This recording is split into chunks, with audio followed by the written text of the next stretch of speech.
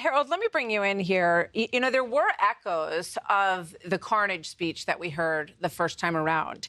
He said, for many years, a radical and corrupt establishment has extracted power and wealth from our citizens while the pillars of our society lay broken and seemingly in complete disrepair.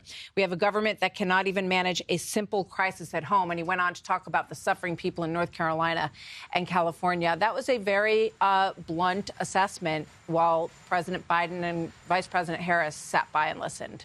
I agree with just about everything that's been said about the speech. It was muted, serious at the start, extraordinarily ambitious in terms of the things the president, sweepingly ambitious in terms of the things the president wants to accomplish.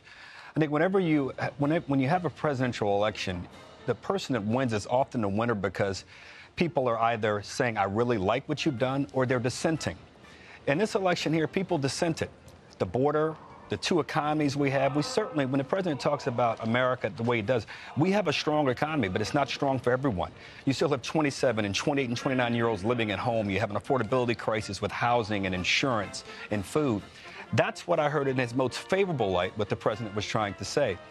I hope he's able to get through at least part of that list of things he had promised. I don't remember an inaugural speech with this many promises about the things you're going to do for everyday Americans.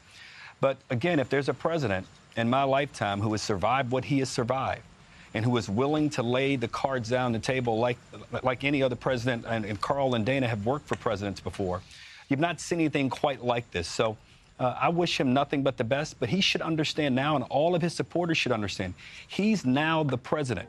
And looking back doesn't serve him well. He's got to look forward and begin to tackle the enormous agenda he's put forward.